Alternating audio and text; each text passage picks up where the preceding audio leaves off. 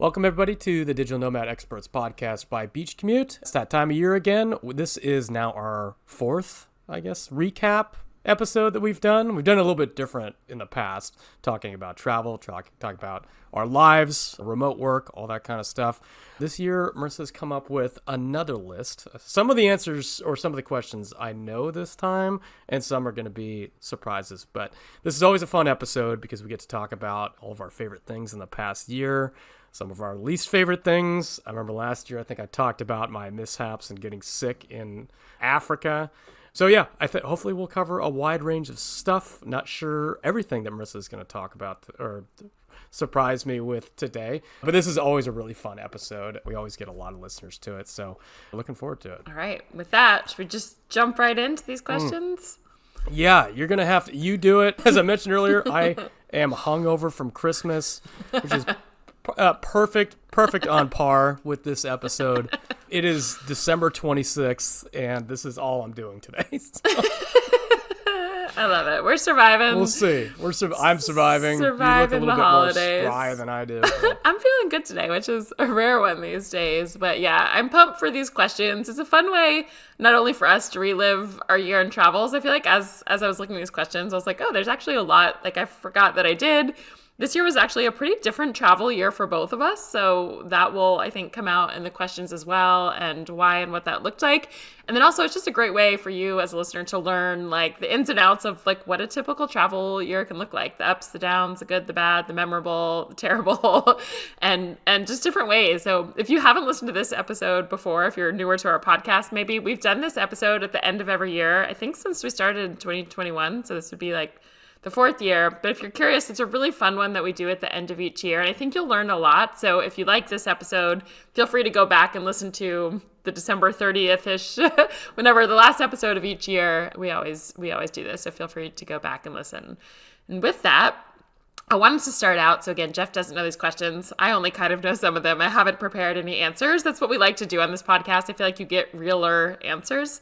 But I want to ask first, this one I did intentionally ask is number one, is where did you travel to this year? And I think this is actually a really interesting question because it shows like how many different countries did you go to? Did you go to new countries? Like how long were you in places? Like what did your year, I feel like so much on our podcast, we're talking about just like split moments in time or experiences or memories or lessons, but we rarely look at it like as a whole of like, what did you do in a year? So Jeff, where did you travel to this year? Like starting from January 2024 through December 2024, what did your year look like? God, not much. This year, Colombia, Argentina, Mexico, and then a few trips around the United States. I think I went on like 4 or 5 trips to different places in the States, and then back to Mexico most recently. So this was the least amount of traveling I've done since becoming a digital nomad, I think. So last year was a lot. I remember this was like a 10-minute answer, and this year is like will you break it down? Like what did last year look for you? And then also explain like around how long were you in each of those locations that you talked about? Yeah, so last year was it like I think 10 different countries and roughly 2 to 4 weeks in each location. Complete opposite this year. Last year was, I can't even remember. Africa for a couple months, I think. Barcelona for a while. Belgium. Where else? Oh boy. I don't even remember. Was that the year that you did like Armenia and Armenia, Serbia? Georgia, Serbia. Romania, UK. Last year was you were all over doing a big travel year. So this year was really different for you. And I think that's important for listeners to hear because I think a lot of people think, oh, if I start traveling, like I have to go somewhere different every month and I can never go home. And you spent a lot of time back in the US this year. You also traveled some, but you slowed down, went to places. Did you go to anywhere new? I guess you hadn't been to Argentina before. Argentina was the only new place. We spent and then about a month there. Yeah, and Mexico and Colombia you had done both before. Plenty of times, yeah. Yeah, low-key year. Low key year. And Not I bad. did as well. I was happy with it too. Yeah, you did. You same thing. We kind of hit the same stride this last year. Which is nice. But talk about, before I jump into mine, you felt happy with your year. Why did that feel like? Because for most people, it'd be like, wait, Jeff, you've been going everywhere all these years. You only went one new place, and you hardly, you went to only 3 countries. Like, but you were happy about it. So why were you happy about it? Good question. I've been kind of thinking about that this last year. I think my perspective has changed a little bit. I felt like when I first became a digital nomad, I think a lot of it was just kind of running away from the hometown, feeling like I had to travel to be happy. And now I just kind of been enjoying the routine a little bit more. Give me a little bit more time to, focus on beach commute, which was really important to me.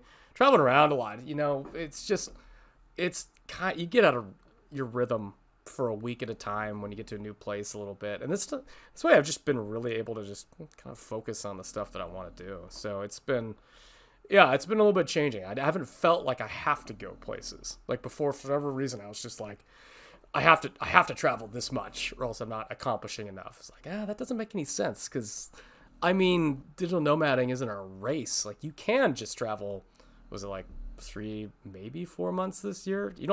Could be no months this year, and you go back to it the next year. Really, it really doesn't matter. I was like, all right, I don't need to do. There's no limit on this thing. There's no requirement. So that's felt good because now it's like I can do both happily. I can be at home happily, and I can travel full time happily, and it doesn't really matter too much. Yeah, I think it's really nice to know. And for us, like the freedom as a digital nomad is that you can do both. Part of having the freedom to work from anywhere is you can work from home or where your family members are, or go have the most epic exploration in 10 countries you've never been to, or go live somewhere new for a year. But the freedom to go anywhere is the point of getting a remote job. But it doesn't mean, I think a lot of people think like, oh, there's no point in getting a remote job because I'm not ready to travel yet. Or like, I'll do it one day when I'm like really ready to like hit the travel circuit or go abroad, or when my kids reach a certain age. But I think the sooner you get that remote job and just get used to it, it's just nice to have the choice. For me, that's so important. Like you have the freedom to go or to stay at any point that you want. And this was kind of more of a stay, it's slower year for you, which is cool. Yeah, it's same for you though too. You were actually previous to that, I think it was like 18 months or so. You were running pretty hard and then just hit the brakes. Yeah, I don't even know. I feel like for the past like 7 years, I've like aside from this year, well, last year I slowed down a little bit. This year I slowed down even more. But yeah, it's been a real change. Like in the beginning of my nomad years, I really was like different country every month, anywhere anyone says like, I want to go everywhere new. I'm just like, go. And I loved that at that time. It was right for me at that time. And this year was also my slowest travel year I've had. I actually did spend a decent amount of time away. This was the first year I realized that I didn't go to any new countries. I think since, like, I was just talking to some family members the other day. I think in the first time in over a decade, this is the very first time that I haven't gone to a new country this year, which is like a big deal for me. I don't know. I feel like I used to be like chasing countries and experiences, and I'll talk a little bit about why that was. But so for my year, just to give a recap, this year I spent almost all of January and February in Costa Rica. So I spent 2 months there. I was back in the States, and then I went to Mexico for a little bit. Actually went for a friend's wedding in Mexico and stayed for a little bit. Came back to the States, went to France for a little bit, came back, went to Mexico again. That was to renew my residency.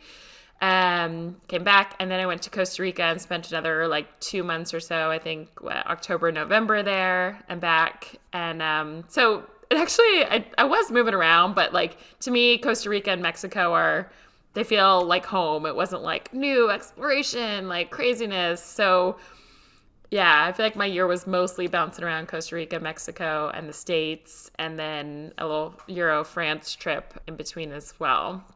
So yeah, it was really different for me. I also, starting at like the end of last year, just kind of felt that urge to slow down. And I can talk about it a little bit more. There's another question we can get into it. But I had some illness this year, which I will do a full podcast episode at some point, still going through. It had to do with mold toxicity. But the beginning of the year, I have not been feeling myself for a really long time. And I didn't know what it was. I know, I've talked to you all about it in our calls. I don't think I've shared this at all, like publicly with beach commuters because I was still figuring out, but I have not felt well and I've been really exhausted and I didn't know why. And just sort of had like a spiritual meltdown and didn't know why. And then I realized I was actually like had poison in my body and didn't know. And so I've been sort of like recovering from that and moving a lot slower unknowingly because of that. I was just like, I guess I'm just tired. I'm tired of like, I'm just a little burned out. I can't move as fast. But now I know, like, I feel like even bit by bit, now that I'm starting to feel better, the thought of like going new places again is like exciting. And I was like, have I lost this forever? I don't know. But I think overall I'll still like in the next years, I still won't move as fast as I did. It will still be a lot of Costa Rica for me, kind of more of a base between Costa Rica, the US and popping around. But it was a really different year for me. Yeah. Yeah. I think that's kind of important. You should travel when you're excited to travel instead of just doing it for the sake of it. That's kind of what I'm come to. It's like, okay, if it doesn't excite me, I'm not going to just say yes just because everybody else is going. It kind of doesn't make sense for me at this stage anymore. No, cool to see the flow of it too. And that, like, again, it's not that I don't like travel. It's just like for me, my body just like, I was like, I gotta slow down this year. And I was like figuring things out. I know other people who also have been sick and like, there was a part of me when I went to Costa Rica, October, November, it actually, because I was feeling really unwell and I wanted, like, it was I say safe, but an easy place for me to go. I know it. And for me, I was like, I actually want to be there because I want to be in nature and the beach and the slow pace and the ocean and feel as healthy as I can. And so like, there's ways that travel can help you as well. But yeah, it's just really different. And I think you and I have both done a really good job of just like listening to like the years where we were full on going was because we full on wanted to be doing that. And now for whatever different reasons, it's like we slow down and we might speed up again and there's no right or wrong way. Okay, well, some of the questions will be that long, so some of them will be a little bit shorter. But the next question on here is, what was your favorite destination that you visited or lived this year and why? I would say back to Mexico. It always is. It's always my favorite place to go. When you say Mexico, what part? Where was I? I think I was just in Mexico City and then in Cuernavaca this year. Yeah. And Mexico City, I don't know how many times I've been there at this point. It's just like getting dropped back into home. It's just so familiar at this point, so comfortable. It's just so easy living there that I can't go wrong. It's just, it will always not, it will never not be magical for me. So yeah, that takes the cake every time. What about you? Love it. For me, I have to say Costa Rica, which is surprising because I feel like in the past it was always like Sri Lanka, like Myanmar, like cool new places that I'd visited. This year wasn't new, but Costa Rica is the same thing the way that you feel in Mexico or Mexico City. I feel in Costa Rica, I go to a little town called Las Catalinas. It's where I love. But what was interesting for me, I went to Playa twice this year as well. And if I rewound maybe the last 4 or 5 years ago, I always thought that Playa would be the place that, like, if I had to sort of, I say had to or wanted to or chose to kind of settle down, slow down, I always thought Playa del Carmen in Mexico would be that place for me. But I went back this year, I suddenly was like, wow, like, I loved all the memories it held for me, but I don't know, it felt like a younger nomad self. It was enticing for me to live anymore. And for me, the town I go to in Costa Rica, it feels even more filled with nature day in and day out and fun, I don't know, community and peacefulness. And I loved that this year. Yeah, that's great. There's something magical about Costa Rica. I feel the same thing when I land there too. I'm like, it's almost like a weight's lifted off your shoulders when you get there. It's just, you just breathe. It just feels great. Yeah, that was good for me. So with that, question number 3, what was the best thing, Jeff, that happened to you during your travels this year? I would say the camp that I went to a couple weeks ago, I guess about a month ago or so now. Yeah, so for those who didn't hear, it's like this camp is set up like a summer camp, like a camp like when you're a kid with all these events and teams and things to do, not working. It's just pure have fun for a week. And it's just kind of it was kind of like a reset for me as a person and a digital nomad to say, all right, you can laugh more often if you want to, just learn how to be silly and stupid, and that's okay, and not take life so seriously again. So that was kind of, as much as it was fun, it was also a reminder to just, play and learn how to play and have fun again. So like from a travel standpoint, from a personal standpoint, that was a great reminder for me. What about you? I love that.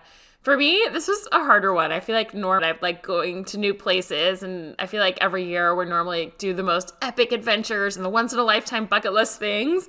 And I was thinking I don't really have that this year. It was different. But I would say one of my favorite things was just in Costa Rica. I was there in January and decided to stay longer than I had planned.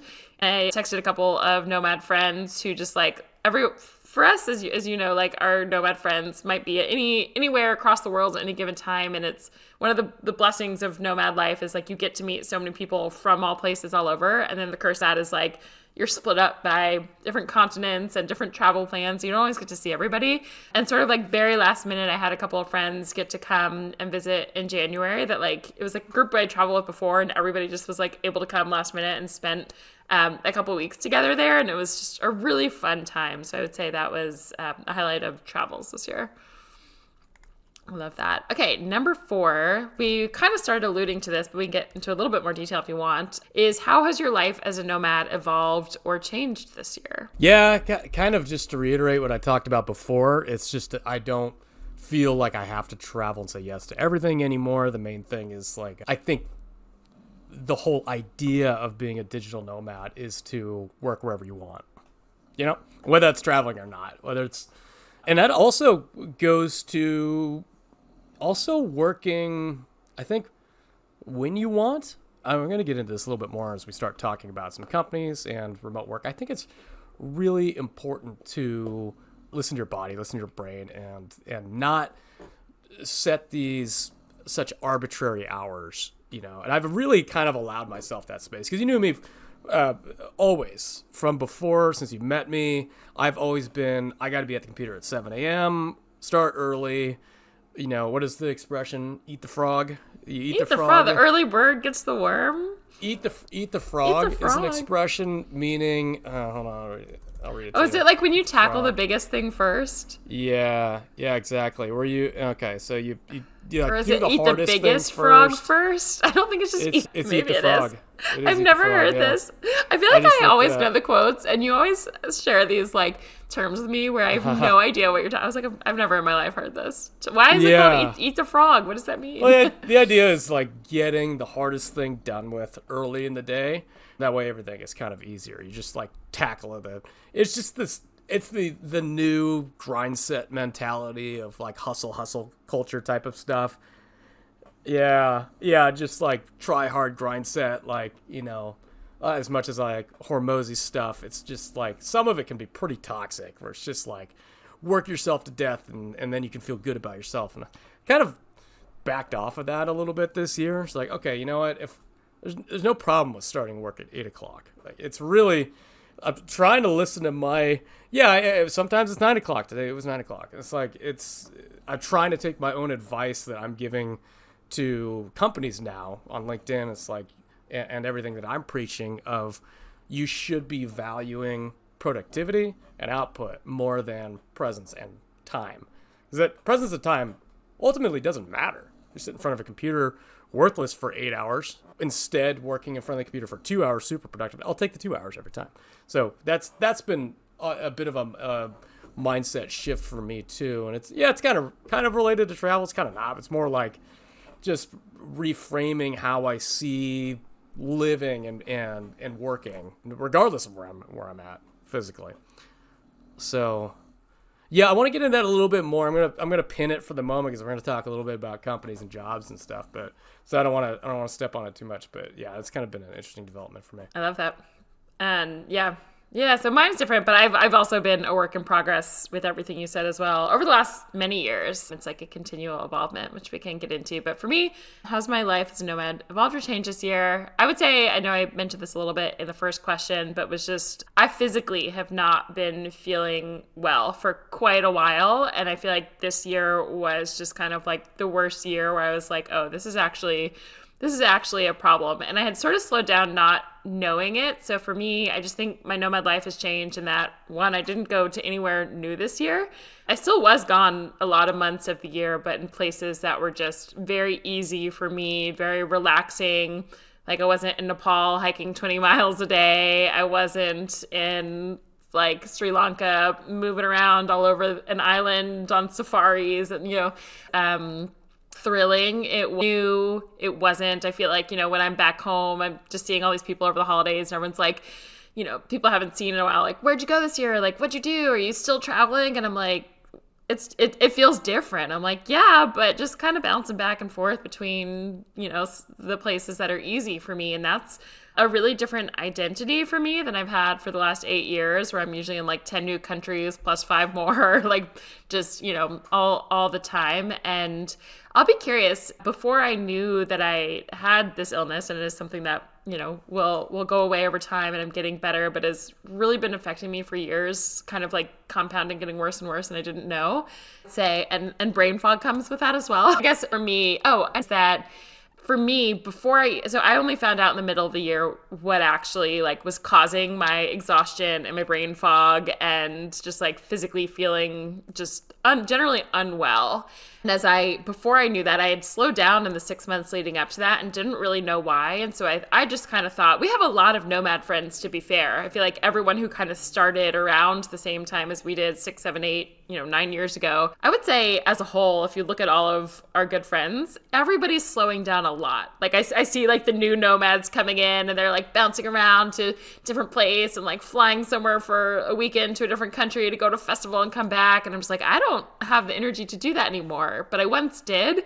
So I think as a whole, I would probably be slowing down anyway, of just feeling like I don't have to, like I checked off a lot of boxes in a lot of countries and a lot of places, and I don't feel the need to go everywhere as often and as aggressively as I did, which again, I loved that in the years that I did. So I think I would have probably slowed down regardless, but then on top of that, just like not feeling well really changed the health really changed the way that I traveled and the places that I went. And it's a really slow process to recover. So I imagine we'll get into next year, but I probably will have a fairly slow entry into 2025 and then like kind of see where the year leads, TBD. But so yeah, I would say this was, for both of us, I would say this is one of the biggest years that like we've, like if I look at it as a growth curve, I feel like for the first year, first 5, 6 years, it was like more. And then like we kind of hit the top of the bell curve and now we're sort of like not stopping, but slowing down. And it looks different for us this year than it did in the past. I think it actually is huge growth, at least on my part mentally, how I'm viewing travel and how I spend my time. Yeah. As opposed to just blindly going, Yes. Just a little bit more thoughtful about that. Yeah, and your energy and what you want, who you want to travel with, and what you say yes to and what you say no to, and where you go. Yeah, exactly. Cool. Okay, so number 5 is, what was your worst flight or transit experience this year? Boy, worst flight or transit experience. Did you have any mishaps? Normally, you're known to miss a flight or so. Yeah, I definitely am known any to bad miss a flight. cuts you missed? Yeah, there was something. Actually, Okay. just a month ago when I flew into Mexico, we are landing. It's never happened to me before. We get like maybe, I'm not even exaggerating, 10, 20 feet off the runway. And then we just take off again as we're landing in Mexico City. Like before you landed? I have the same thing. Wait, you go first. Crazy. Yeah, it just gets right down the runway. And then goes back boom, up. And takes right back up. I'm all, oh my God. And we just like shot way back up. Like, did the landing gear break? What happened? Was there another plane there? What the hell? You still don't know? Could possibly, well, we got around in like maybe 3-4 minutes later, they finally announced, oh yeah, there was another plane on the tarmac. Like, how did we get that close before we realized that we couldn't land? That was wild. And I was afraid, okay, the gear's broken or something. Right, like you can that never was land. my worst fear. I'm like, oh my God. And I'm always the one telling everybody, like, you're not going to get into a plane accident. Everything's fine. This is an irrational fear. And I'm like, oh, fuck, I'm going to eat my words. It had to be, the guy that's always telling people that airplanes are safe. But yeah, apparently there was another plane on the jetway, and they just realized it like as we were landing. And that had my stomach for a bit of a loop. So that's the only real thing I had this last year. How about you? not bad. Mine was actually the same. I was flying to Costa Rica and we were going down, exact same thing, like went down the runway, almost landed. I was like looking at the ground, and then it did the same thing. We're just like zoomed back up with no word from the pilot. I also had all the same thoughts. I was like, do our brakes not work? Can we not land? Was there something on the runway? So we circled for a little bit. They did it a second time, went back up again, and they still hadn't told us anything. So then at that point, we're like, what the fuck? And at that point, we went up and just kept going up and up and up and up. And just, you know how normally you do that and you can feel yourself circle around to like land again? Because this isn't the first time it's happened. But this is the first time it did again. And then it was like, I feel like it was like gaslighting where no one said anything. We just went down and kept going as if we were taking off, like up to 10,000 feet, and then just kept flying. And everybody, like the flight attendants didn't know what was going on. Like everyone was just looking at each other like, what's happening? It was really wild. And then suddenly we looked at, it has a little video screen, like where you watch some movies in the front of your chair. All of a sudden, so we had our location was in Liberia in Costa Rica. And then suddenly it switched to El Salvador. So before they made any announcement on the plane, they like the what do you call it, like the digital part updated before they had told us anything. So suddenly we're all flying to El Salvador now instead of Costa Rica. Like, are we gonna have to find our way to Costa Rica afterwards? And what had happened is there was a weird fluke storm. Like the driver, like my taxi driver when we got there said, he was like, I was waiting for you guys, and then suddenly this huge storm just like came out of nowhere with like light. And so the runway got so wet that it was rainy season there. So it wasn't total, like they should be able to deal with this, but it was just kind of like the spur of the moment. And like at the moment we were about to land, the runway was too wet and the pilot didn't think he had enough like brakes to land. And then because we had tried to land twice, if it happened a third time, then we wouldn't have enough gas to get anywhere else. So he kind of like took the safety and was like, all right, we're just flying elsewhere to somewhere I know is dry and can land. So we landed in El Salvador, refueled, waited about an hour, and then had to fly back. So what was a 3.5-hour flight, I think turned into like an 8-hour flight. But the weirdest part was just, I think the pilots were so busy recalculating and doing whatever that they just didn't have time to fill us in or wanted to know what they were doing before, to give us a plan. But it was very weird that by the time the computers, like, we could read that we were going elsewhere, no one had we didn't know why. So that was bizarre. That's bizarre. That's a scary feeling. It was, I was like, you kind of get that feeling in your gut, like, am I just going to be in the air forever and this plane's going to crash? And yeah, that's what I thought too. All right, how we're going out. Circle until we run out of gas, or that's how it felt like. Yeah. So it was weird. So that was, as such, I feel like I've had a lot of moments like that in flights, but that was mine this year. Next one, question number 6. What was the most thrilling or adventurous activity you did this year? Let's see. I guess I didn't do too much stuff. Me neither. Yeah. I feel like it was a lot easier to answer this question the last couple of years. It was. It's so weird. God, you know what? I didn't do any adrenaline types of things. I don't think at all this year. I didn't. I was supposed to go, that's part of that camp, I was supposed to go waterfall rappelling. Again, I've done that twice now, and I was sick first day of camp. And I was like, just getting sick, I probably shouldn't be in really cold water rappelling off it's like, I'll probably. And also, I've done it twice, so I'm like, I didn't really want to do it again. So I missed the one adrenaline chance that I had, and I have no regrets over it. I was just talking to somebody yesterday about bungee jumping and skydiving, because I got a bunch of friends that do that. These are like one of those adrenaline things where I don't have it in me where it's like, God, I'd love to have the courage to go do this thing. I'm so nervous about it. I wish I had the courage. It's a bucket list thing. I have no desire to do any of that stuff. There is no need for me to gather up the courage to do it. To be like, yes, thank God I did that. Like, I don't care. So a lot of these adrenaline things, just like, I don't know. Driving things, cool, but jumping out of things, like, I don't really care. I don't need that kind of adrenaline. I'm kind of the same as you. I'm not totally opposed, but I don't really feel the need to. I feel like I have enough adrenaline in my life that I'm not seeking those. And we do hard things still. Like, I feel like I do the adrenaline of like visiting new places and doing new things. But it's interesting.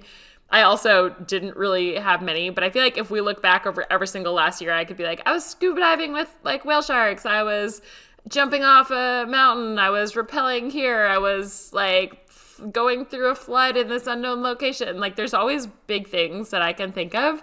And this year, the only thing, or I'd say the first thing that came to my mind was not a normal thing, but I think I wrote an email to our list about this, but I was getting my Mexican residency, and for whatever reason, they wouldn't let, like, you can't have earrings in your, like, biometric card picture for this residency. And I had to go next, like, it was like 15 minutes till it closed, and it was a matter of getting my Mexico residency renewed or not. And they were like, ma'am, you can go next. Like, I can't take, it's kind of, I have a lot of earrings, like, in my ears that are put in, like, I don't know how to explain it, they're not just like little ones you can take in and out. They're kind of like permanently locked in there that I can't take out myself, like in my upper ears. And so I had to go, they were like, you can go next door and they'll clip them out. So what they meant is there's like a hardware store. I say hardware store. Imagine like you're in a middle of like in Mexico, just like in the, like not in the touristy area. It's like a busy kind of highway-ish street that has, like, imagine it's like a bodega that has rusty, like, flat tires, rusty tools, like, just every, like, wall filled with a tool or some sort of, like, it's like a car repair place. And the guy there took these rusty pliers, and I don't know how to explain it. My earrings, it's like, there's not room. It's not like a big hoop that you can, like, clip the things out. It's, like, close to my fucking ear. And they clipped 6 earrings out of my upper ears, where I was like, this is gonna pull my ear out. Like, I don't know how this is working. And it wasn't like, okay, I got time, let's do this slowly. It was like down to the wire of like a government building closing, to the point where I was like running back. That was adrenaline. I was not, like, that's why I say I feel like I have enough adrenaline in my normal everyday travel life that I don't need to like go jump out of a plane. But it was like, it was not a fun experience. That was the adrenaline of of my travel year, I suppose. That's terrible. Not too dissimilarly, I have had my ears pierced 3 times on this side, always while drinking. What? By random objects. Oh yeah, I've had. Oh wait, I feel like you did tell me this a long time ago. I've had it pierced with a random dart before. I've had it pierced with a finger ring, like a snap-on finger ring. What? Yeah, it was one of those ones you get out of the like quarter vending machines that have red and blue flashing lights. I was the party police, and I woke up when it was like flashing in my pillow. I saw red and blue flashing in my pillow, and I'd blacked out that night, so I'm like, oh shit. Like obviously I'm in a cop car, and then I go and look in the mirror. I'm all, huh. That's throbbing. Okay, that feels like an infection waiting to happen. They got infected every time. 3 times. They got infected every time. Jeff. I did know this, but somehow this had like left my brain storage. Yeah. It was like deep back in there until the party police phrase is really coming back to me. Yeah. Oh, yeah. How long ago were these? Was it like 6 months ago? No, it was like 20 years ago. Maybe 15 years ago. The years before I knew you. One day, will you let me, next time I see you, just like pierce your ear with a needle or something? I'll do it. Sure. Yeah. I'll do it in a healthy way. Obviously, I don't care if you do. That's hysterical. No standards for my ears. Good old earring adrenaline. You and I both. yeah. It's a rush. I love that. There, I still got the piercing. I don't know if anyone would go through it at this point. You'd probably have to make a new hole. I'm going to try next time I see you. I'll just push it through. Sure. I got a lot of earrings. Grab something and just shove it through there. Yeah, we'll soak it in vodka and just shove it in there. Yes, I know how to do it in all the healthy ways. I love that. All right. Well, didn't know we were going there this episode. Number 7. What were the most encouraging trends that you saw within remote companies hiring this year? So we're talking about like for people thinking about getting jobs so they can come travel and get their ears pierced everywhere. No, just joking. But when you looked at companies or job listings that were open, because you did a lot of that this year, what was the most encouraging trend you saw? Well, it's kind of a mix of encouraging and discouraging because there was a lot of companies implementing return to office mandates. It's probably more this year than last year. And it tended to be much larger organizations like Amazon AWS, Dell, another one just did it recently too. And I think some of the other Spotify, TikTok, Spotify. The good trend is the counter to this is Spotify's head of HR doubled down on their work from anywhere policy. Oh, and I thought they it was actually exciting. no. They actually said our employees are not children. We will continue to hang on to fully remote status, which I think is absolutely great. And I think we're seeing that in a lot of the companies that didn't become remote as a result of the pandemic, but were remote to start. They had it like as part of their company culture prior to the pandemic, really doubling down and being like, hey, this works. We know that you like it. We know that it works for a company. Everybody's saving money, and they're just like doubling down on it, and they're pilfering the talent. And I do like to see that trend, and I also like to see that people are fighting back against the return to work mandates. There was Amazon employees signed this huge petition to get it back. They surveyed them. I think something like 77% of them said that they're actively going to be looking for a new job because of that. So I like that people aren't rolling over and taking this. And, while companies have the right to put whatever requirements they want on their employees, they absolutely have that right. It's a right to work type of situation. Companies can absolutely do that. But they're shooting themselves in the foot. They can be right all they want, but none of that matters. It's a completely moot point because whatever the reasonings are for bringing employees back to the office doesn't matter. Unhappy employees are unproductive employees, and they leave the company, and turnover increases. Doesn't matter what the reasoning is. Doesn't matter if they're right or wrong. Fact of the matter is people don't like it, and people are leaving these companies. And typically, we're seeing a lot of data that's come out recently. The first people to leave the company are women with children. Something like 35% of women with children will be leaving the workforce, which is terrible. People of color are the first people to leave organizations, and top performers are leaving organizations. So if these companies do actually believe in their diversity, equity, and inclusion in the workplace, and they're not just full of shit saying that it's a buzzword, it's nice to say, and you don't want to be the last company to say that. We'll see if they put their money where their mouth is, because this action would speak a lot more than putting in DEI page on their website.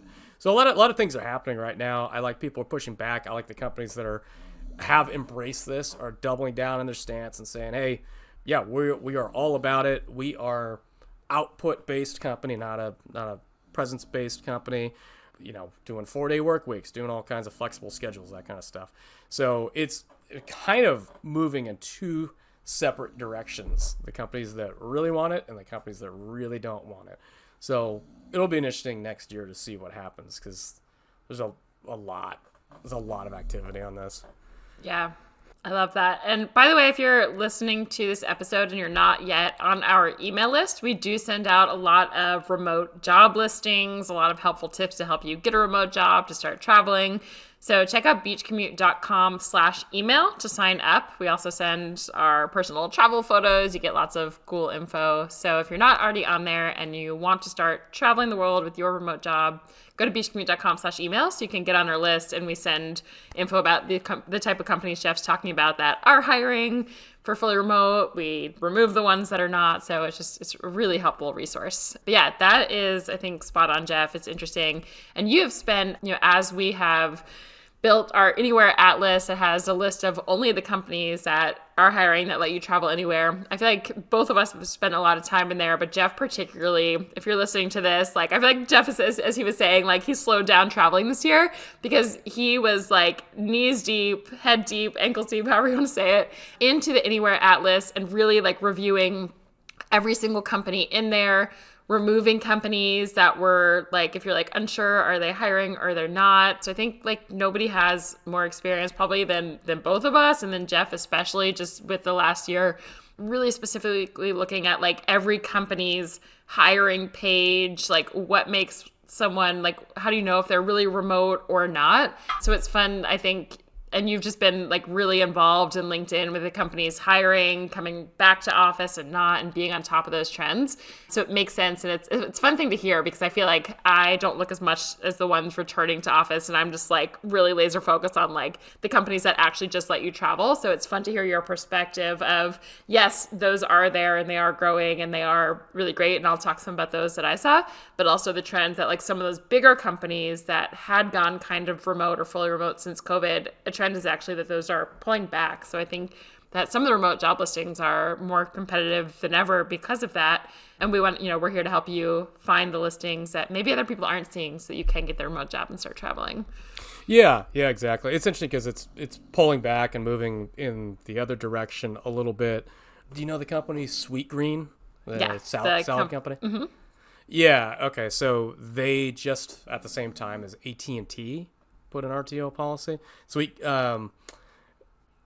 return to office, yeah. And Sweet Green founder was quoted saying regarding the Amazon announcement, that was a big turning point where everyone's like, oh, they're doing it, now we can do it too. So yeah, a lot of these companies are just looking for justification to get people back into the office, and it'd be interesting to see because you're seeing all of these different rationales. A lot of you listening, I'm sure, have had to maybe move back into hybrid, maybe go back full time too, and you're all getting different rationales. A lot of it's pretty thin rationale. I've gone on and on about this, but it's going to be interesting to see what happens because next year there's more and more data coming out about in office versus out of office. There's so many arguments online. Employees have stated their opinions on what they want, and it's just an interesting time to see. I know where I fall on this, but yeah, it's interesting to see how it plays out. Yeah, for me, as I look on it, so as I was saying, I feel like Jeff, if you look at just Jeff's knowledge compared to what I'm looking at, I feel like you're doing more research of looking at the bigger scope of like, what are all companies like in the world kind of doing, returning to office, fully remote, hybrid, whatever. So you covered that. What I'll say, the trend that I see, and I feel like I have a little bit of the horse blinders on for just looking into like the companies that are remote. And what was interesting, I think Jeff and I, as we were looking at the trends of all the companies inside the Anywhere Atlas, and by the way, if you're like, what the hell is the Anywhere Atlas? You can go to beachcommute.com/atlas to check out what we're talking about. But as I looked at all those companies of the ones that did make it onto the Atlas, and I feel like as I'm looking through remote job listings every day to send you guys job listings and what's open and what's hiring that day, we looked at the trends of the companies within there and said, like, we did a whole episode on this. I don't know if you recall the number of it, but we were saying, like, what are the trends within the companies that do let you work from anywhere? And there are over 300 of them that we have, which in the grand scheme of all companies in the world, it's not that many.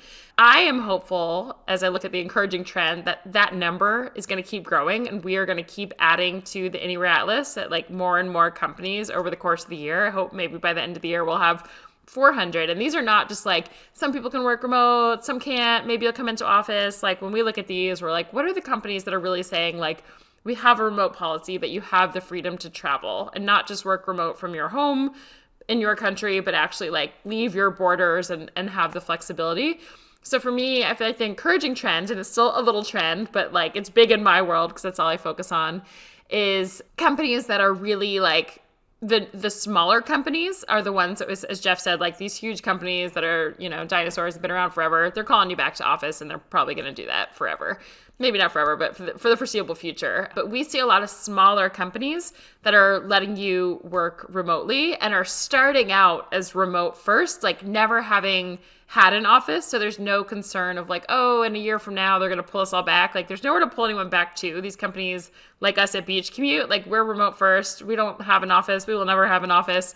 We don't want to ever make anyone go anywhere. We want you to have the freedom to travel. And there's a lot more companies that are starting like that. So I think as new companies, like there will continue to be new companies, entrepreneurial people creating companies in the world. And I feel like more and more of those are focusing on like, from the get-go, you can work from anywhere and you always will be able to. So as I read a lot of like the descriptions and the job listings and the companies as I send them to you guys, I'm seeing so many wordings of like, we've been remote forever and we always will be. Like, work from anywhere you want, work from the moon if you have Wi-Fi. I don't care. So I think that like, while it's a small subset now, it will be more and more. And our promise to you guys for the foreseeable future is like, we're finding those for you to share those with you so that you can get hired at those type of companies.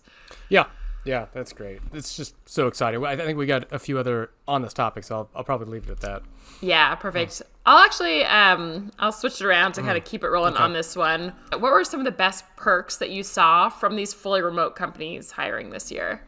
Yeah, when you think of perks, a lot of times you're thinking of like benefits and things they offer you. I mean, I am seeing a lot of trends with companies paying for your remote work tech, and that could be anything that you deem necessary for your tech. Could be batteries, could be chargers, could be software, could be even a laptop. Seeing a lot of companies give away laptops. But actually, when I'm thinking of benefits, I'm thinking more in terms of work flexibility, which I'm seeing more and more with these companies. To be specific, two things are popping up more than anything. The first one is flexible schedules. And that sends all kinds of green lights to me when I see that. Flexible schedules, meaning the company allows you to kind of set your own hours. They may have some requirements for some meetings or something like that, but for the most part, what that's telling me is that they really don't care which hours or how many hours you work because they are measuring output more than anything else. And that says so many things to me. When a company's measuring output, it means they trust their employees. They're not micromanaging them. They treat you like adults. They care about the right things. They care about output and what you're doing for the company. And you are getting respected as a professional. That's so many green flags for me. So seeing a lot of that, and anytime I see that on a careers page, that is just green light all the way. Love promoting them. Chances are their employees love to work there, and almost 100 times out of 100, they do. Glassdoor reviews are through the roof. Fantastic. So anytime you see that on a careers page, async plus asynchronous, meaning, working, using different tools to communicate along with flexible work hours, huge green light. Also seeing not quite as often, but a little bit more over the past 6 months or so, our 4-day work weeks seeming to becoming really popular. I feel like it was a little bit more popular in Europe when I first heard about it. And then now in the States, I'm seeing that quite a bit. A friend of mine just got hired at a fully remote company that's a 4-day work week too. It's a small company, of course. There's never the large companies that do that. But I think that's outstanding. 4 days of work, that's perfect. That's outstanding. And it also sends me another signal that says we care about the well-being of employees, because they know this is like a long view that these companies are taking. We know if our companies are happier, or our employees are happier, they're going to be more productive. And for the company, that means more output, more revenue. It also means employee turnover is going to be less. And I think that's something that a lot of companies still overlook, is unhappy employees turnover. They quit more often, way more often. Actually, they did a study this year where they had fully in-office employees and hybrid employees, two different groups. Hybrid employees quit 30% more often, and it costs the company an average of 6 months of that person's salary to replace them, get somebody up to speed, and to be as productive as that person was. That is so much money when you scale that out. And there are so many easy fixes to that. Generally, people don't quit for any other reason other than they don't enjoy working for their manager, their boss, because of things like this. It's not usually money. It's not usually anything else. It's usually their work life, the situation they're in. And it can be totally avoided with these awesome perks that we're seeing pop up. It reminds me of the quote people say, people don't quit a company, they quit a manager. And I still have a couple of one-on-one clients that I do work with, mostly who I've been working with just for a long time, who, as I'm building out Beach Commute, I still love working with them. But in the past month, 3 of them that I can think of specifically were having troubles like with their manager specifically, and just like wanting to quit because they were like, I like this company, I want to stay here, this works, but like this person that I'm working for, I can't, like they're making my life miserable. So it's a big thing that the culture and the people you work for and the life and the lifestyle that you have, it makes a huge difference. It's interesting as I think about the perks I basically had the same ones. It was the first thing that came to mind. I feel like because it's catchy and like the sexier one is that 4-day work week. But then I was thinking like in all caps, like asynchronous, like that is the biggest thing that's actually more exciting. And it's funny, if I think back to my years when I was working in corporate life, if you had told me like, Marissa, you can either have a 4-day work week, or you can have completely asynchronous hours, which if you don't quite know what that means, it just means you can work whenever you want. Like get your stuff done. If you want to work at 2 a.m., 2 p.m., 3 p.m., like 5 hours, 2 hours, doesn't matter. Like you get your work done as in whatever time zone, just like you have the freedom to work whenever and get your stuff done. And if you had asked me back then, I would have been like, 4-day work week all day. Like I don't have to think about anything on a Friday. Absolutely. And now like the new me who's been traveling and who, if I think about all the people working on different time zones and my friends who've had to take calls at 2 a.m. while they're in Africa or Asia, I would take that asynchronous work all day because it's just so free. Like if you want to not work on a Friday and work on a Saturday to get stuff done, like, it depends on what you're doing, obviously, but just the freedom to get things done how you want, when you want is everything. And I'm seeing a lot more of that in the job perks and like the companies that have the highest ratings. So we rate every single company on the Atlas. Jeff has had a whole score of like specifically how they do that, what they're saying on their website, their ratings, all sorts of things. But I think the ones, if you look at the website for like a career listing or a job posting, that company is saying like, we let you work asynchronously, you can almost guarantee that they have a really high Atlas score because they're giving you remote freedoms. They don't care when you work. They don't care how you work. They've got a great culture. People want to work there. And, not 100% of the time, but almost always the companies that focus on that means like they're a great place to work for.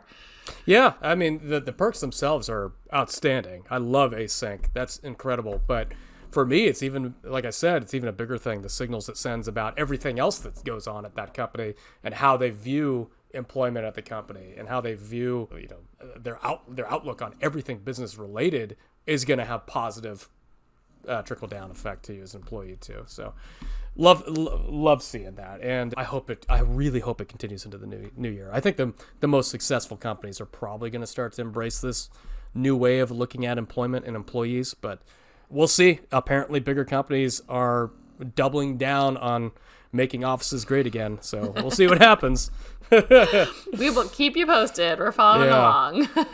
All right, with that, this is back to a little bit travel-y. What was the most stunning or memorable view that you saw this year? It's always one of my favorite questions. Ooh, probably it's a place that I've been to before with my girlfriend in Colombia. It's a beautiful, it's basically a tree house. It's kind of a cabin above Medellin, up on the mountain a bit, and it looks over the whole valley. It's an incredible view. You wake up in the morning and you see just like cloud covering over the mountainside, over the entire city in the trees. It's an incredible view. There's like an inside net hammock type of thing where you can just lay and watch movies and look over the beautiful scenery. So yeah, I think it's a repeat. It's cheating. I might have even used it last year. I don't even know. That says a lot, that it's still a favorite view you can go back to. Yeah. Been back there a couple times now. So yeah, again, first thing that comes to mind is probably the right one. So that's the first thing that comes to mind. What about you? I have two. The first one that comes to mind, I've also probably said 100 times, is just like those Costa Rican sunsets. It's pretty much every day there. Just like going down to the beach, watching that big golden ball just drop into the ocean and watching the sky change it's like just one of my favorites. But another close one where we stayed in France had a really beautiful view of like palm trees looking over like the sea there, and it was different. I don't normally love Europe as much. It's not the like epic Costa Rican sunset, but it was a really cool and different view. So I'd say that was a really beautiful one too. Yeah, you can't beat the Pacific sunsets. Costa Rica, it's on another level. Yeah, it will always be a favorite. Agreed. no matter where I go. Okay, I like this one. What moment made you feel deeply grateful for the digital nomad lifestyle this year? This could go in any direction. Yeah, you know what? I think oddly enough, it was being able to work from home. I thought you might say that. Oh, okay. All right. You read into that. Oh, whereas I mean, before the last 5+ years, it was some amazing view that I never thought I'd be able to work before. And now it's just like coming full circle around that to thinking, I can work wherever I want. And I was doing that in different parts of the States. And it just came as it dawned on me, like, it wasn't just going somewhere unique and off the grid. It was literally, this is all about working from anywhere. And anywhere doesn't have to be a crazy place. It could be, going to my parents' house. It could be going to a friend's house in Seattle. And it kind of clicked with me a couple times. I was like, oh yeah, I can just bring my laptop and knock out a day or two from there. And it's like, oh yeah, this is still digital nomading. It's pretty cool. Yeah, it's funny. I have there's a digital nomad friend who I met in Bali maybe like 3 or 4 years ago, but she also has traveled all over for a lot of years like we have. And she posted on Instagram maybe like a month ago, and she was like, my favorite place I traveled this year was home.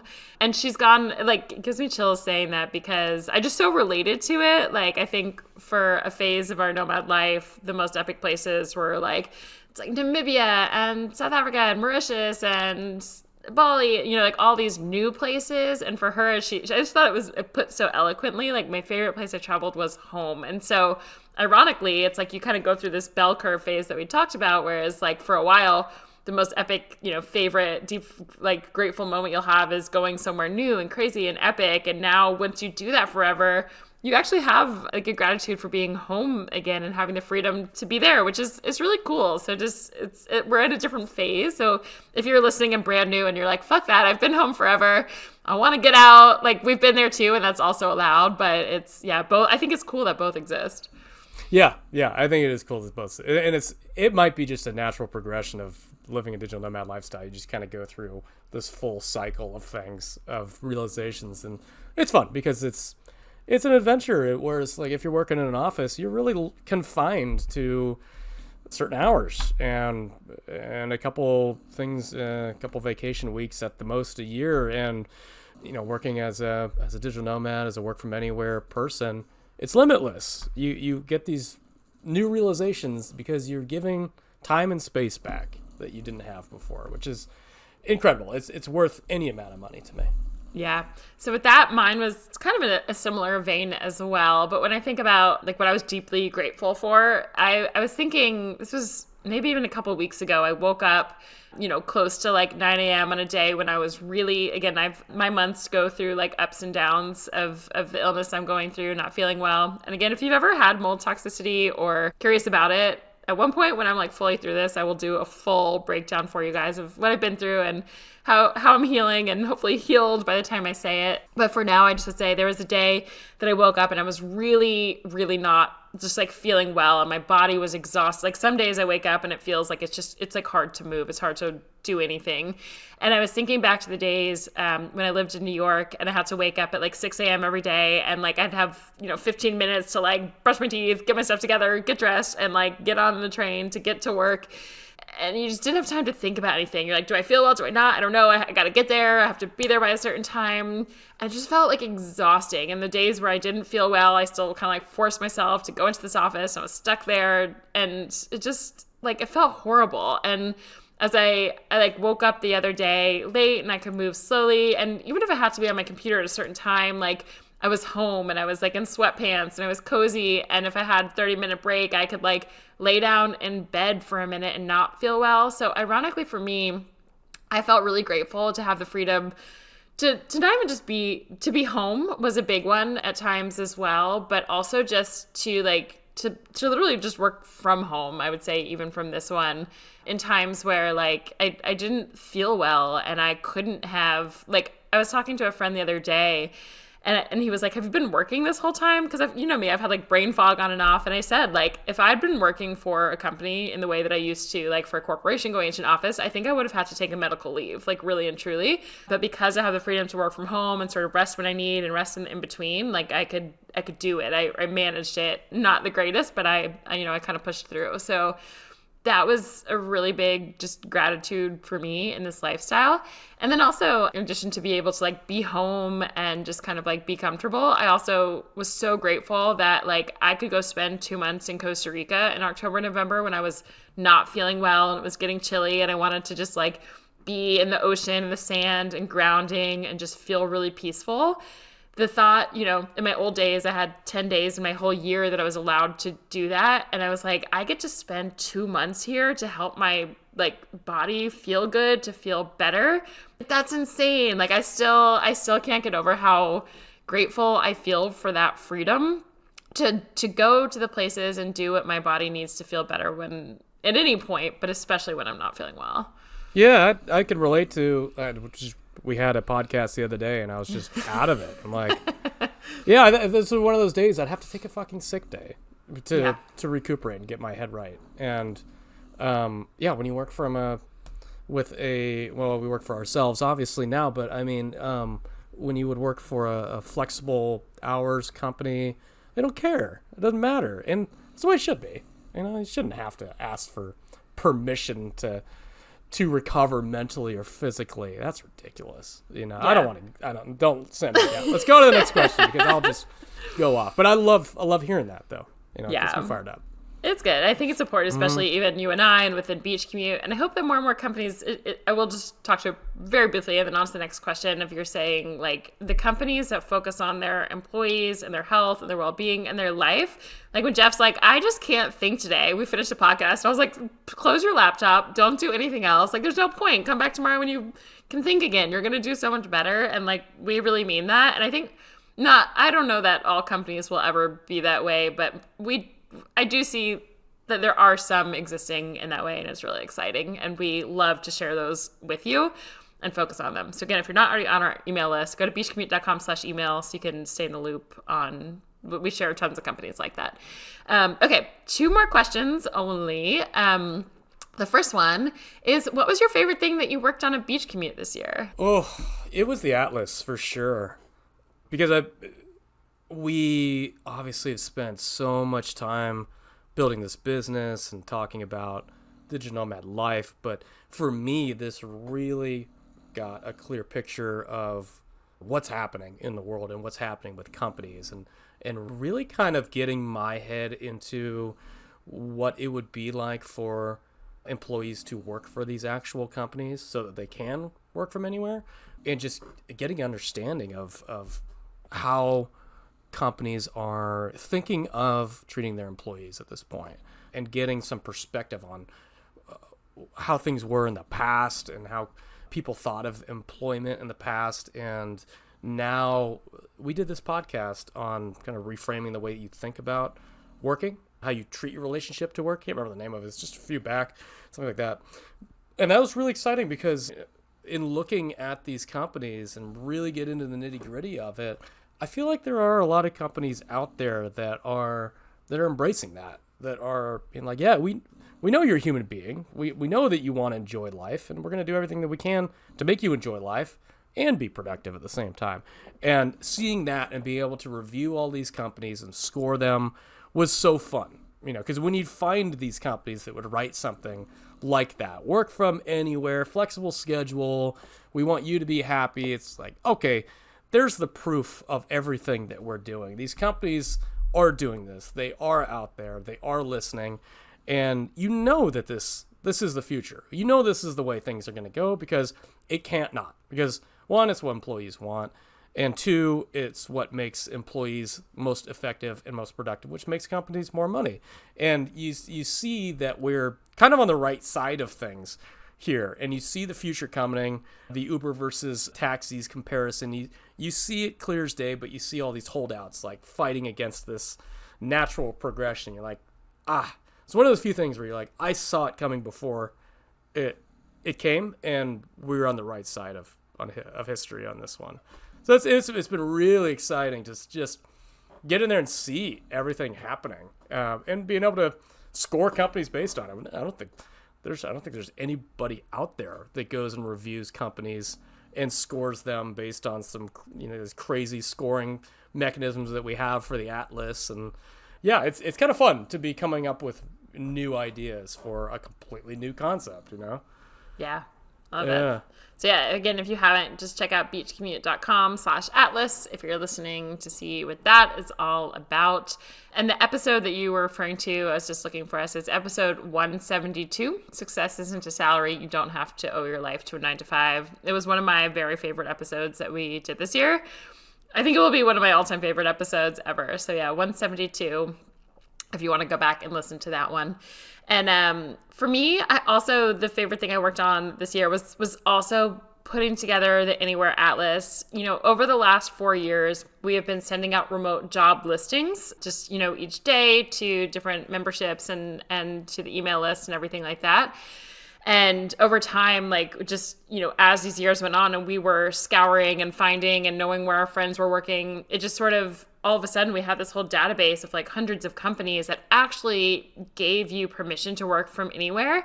And what's really cool, I've been doing career coaching now for, I don't even know how many years, like close to a decade. And one of in the past, and still, one of my very, very favorite parts of career coaching is helping you figure out like, what career do you want to be doing right now? Maybe that lasts forever. Maybe it's the next couple of years, but like what career would bring you like the most joy and great salary and like lifestyle that you're looking for?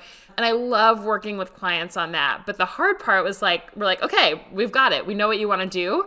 And if you want to work remotely while you do that, it was a lot of research. I'd have to send my clients off to do a lot of Googling and research and like trying to find companies that not only fit, like it's easy to find companies that fit like what they wanted to do, but that were that and let them work from anywhere. There was zero resource that existed in this world for them to find the companies that matched what they wanted to do, that gave them the freedom to travel as a digital nomad. And so it would take them weeks of research, and I would help them do this, but it was so much time on top. It was like, that's the easy part. We figured it out. Now, like, how do you find a company that's going to hire you to do this? Like, that's going to take you a really long time. And that was really like the bottleneck, like the hard part of it. And what's so exciting now and cool, and I never thought we'd be creating, so like it wasn't what we intended to do going into Beach Commute, but it evolved over time by what was needed, was now we have this whole database that like we can, one, help you figure out in an instant, like here's really what you want to do and your sole purpose at this moment. And now just go to the Anywhere Atlas, browse through, and you're going to find a company almost guaranteed that fits what you want to be working on, the type of job you want to do. And it saves people, like, I feel like months of like research and outreach and trying to figure it out, just like makes the process so much easier. And it's really cool to have created something that actually helps people so much in this like living, breathing, ongoing resource that we keep, we find companies, and now it's not like, oh, one day someone will find these. Like we can just add it to the database for you, and it's ranked and it's rated and it's easy to find and it's pretty. We've got, if you're listening to this in December, you'll have some fun news in January about the Atlas and a newer, prettier version, a little spoiler alert. But it's been so exciting and so fun to be able to bring this resource to you guys, because it's life-changing, and it didn't exist for my clients last year's. Certainly didn't exist for me when I was thinking about, but I didn't even know companies existed like this when I thought I had to create my own like entrepreneur thing to become a digital nomad way back when, 10 years ago. So it's been so cool. And I think Jeff and I both, like, in addition to me just not feeling well, I think a lot of our slowing down traveling this year was because we were so passionate about the Anywhere Atlas and building it. And again, we've got some really exciting things coming for you in 2025 with this. And it's like, we care so much and we're so passionate about it. And if you hear Jeff talk about just like companies and listings and remote work, like, I know it's probably not quite as exciting to you. That's why we're doing this, and you get the shortcuts of getting to see it. But we're really passionate about it, and we love being able to help you find, like we have people emailing us often. They're like, I don't need the Anywhere Atlas right now because I found my remote job. Like, I'm doing it. So it's really possible for you. And the Anywhere Atlas is like, it's such an exciting tool that we're so glad to bring to you so that you can start traveling soon, or have the freedom to. It is just our new calling, really. I didn't even see myself, we were talking about this before the podcast, in this space. If you look back 5 years ago, but what? Doesn't even make sense. But it's fun. And yeah, some of this might not sound too fun as we're talking about the nitty gritty of individual companies and trends and shit like that. But it's the behind the scenes stuff impacts everybody listening, which I'm glad that we get to do, and people get to benefit from that. For me, it's a blast. I love talking about it, love writing about it, love fighting about it, all of it. It's yeah, maybe it's one of the most exciting things the last year is finding, a passion that is work again. Yeah, it's super exciting. So again, if you're not already on our email list, as we're going to send out news about this, go to beachcommute.com/email so that Jeff and I and our team of people at Beach Commute can do all the hard work for you. If you're like, that's nice, I just want to travel, like, we love it. We spend day in and day out doing this for you so that you can just look, in a couple minutes or 30 minutes of your day, 5 minutes of your day, and don't have to spend hours and hours and hours searching like you used to have to do. So yes, hopefully you're loving that. And the last question, Jeff, what are your travel plans for 2025, if you have any? Oh, yeah, we always do that one, right? Yeah. Yeah, so the only thing that I've got tentatively planned would be going to Puerto Escondido in Mexico. I'd mentioned, I think, last year that I was overdue for a beach town, and I still am haven't overdue. been in so long. I know. It's been like a long time. I am still overdue, and I'm ready. It's time. I'm going to go to Puerto Escondido, spend some time in the sun. I'm even going to get in the sand, which I love so much. And yeah, it's going to be a blast. But other than that, I've got nothing else planned. I don't know. I might do another one of those camps. We'll see. But other than that, yeah, I don't know. I don't feel a need to book way ahead anymore. So that's it. Yeah. How about you? I'm excited to see how your 2025 does unfold. And it's funny, like sometimes, like we'll plan things last minute, and I feel like Jeff and I will be on a call and be like, you're going where tomorrow? What? I don't even know. So yeah, I'm excited to see if you'll spend just as much time at home or back in Colombia or traveling around or new places, or we will see. So continue to check into the podcast for updates as Jeff and my travel plans unfold. And for me, I'm really similar. I'm heading back to my beloved Costa Rica on January 4th. So I'll be here. We just finished Christmas. I'll be here through New Year's. Then I'm going in January, at least all of January. I have some friends coming to visit. Like my high school friends come for a week every year, and they're coming this year in mid-February. So I'm guessing I'll probably be in Costa Rica for January and February again. I'll be in Sedona. I'm going to a retreat with my mom that we do once a year sometimes. It's like a cool little mystical, in Sedona. So I'll be back for that. I've got a cousin's wedding in March. So yeah, I don't know where I'll be after that. And for me, I think it will really depend, on a lot of things, but I'll see how I'm feeling and how my health is, and if I'm feeling the urge to bop around to somewhere new and far away in the world, or I might just be bouncing between Costa Rica and the States in 2025 again. I don't know. So I know I'm excited for that if that's the case, and if I feel called elsewhere, I will. So yeah, stay tuned. If you really want, again, like beachcommute.com/email, if you're not on our email list, I would say weekly. That's where you'll get where Jeff and I are, and the podcast we share other topics and things. But if you want the pictures of where we are moment to moment, that's the best place to be. And that is our 2024 year wrapped. Any overviews, Jeff, as we close out this episode and this year? This is I think the fourth year, did we say, that we did this episode? That we did yes, this? now the fourth year we've done an end of year recap. Yeah, it's exciting. We've had over 100,000 downloads now. We've got a ton of followers. We've talked to some listeners before, and they're like, I thought this was kind of a niche podcast. It's kind of not. It's actually expanded quite a bit. Looking at the Spotify Wrapped, we're the top 3 for it's 500 to 1,000, and then the top 1, the number 1 podcast that anybody listens to, for over 100 listeners. 100 people, listeners. 100 people, listeners. 100 people. It's their number 1 podcast that they Pretty listen cool. to. So yeah, it's grown quite a bit in the last 3.5, 4 years or so. So we love it. We love it. We love that you guys share it, and love that you listen, and we love that you write in.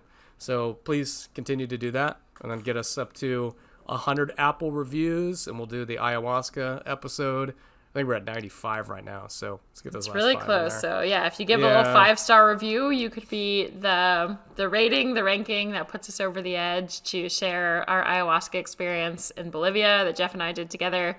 It's a fun one, and at some point it will be the right time to share whenever that gets to 100. So if you listen on Spotify or a podcast, if you could give the subscribe, stars, all the things, it really does help other people find it, and it helps us continue to share this podcast with you. So if you find it helpful, that really is probably the best way that you can help and keep this podcast going. And we're so grateful for you. And we love, it's so fun. I feel like over all of the years, and 2024 included, so many of you write in and share what's been meaningful for you or what you've learned from the podcast. So many of you have written in and been like, I'm traveling now. Like someone wrote on a review recently, like, I'm traveling the world now, like thanks to this podcast. And I've met people out in the wild who genuinely started traveling the world and got a remote job because of this podcast. So I think the most, it's very exciting for us. That's why we do what we do.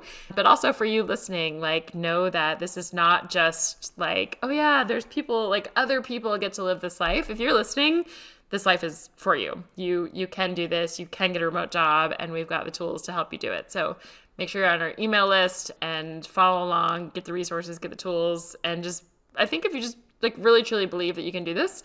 And I think the cool thing as I hear this podcast episode that we just did, Jeff, of looking at our year in 2024 from the bird's eye view, if you're listening, know that it doesn't mean you have to leave your home and travel forever. Like you can come and go.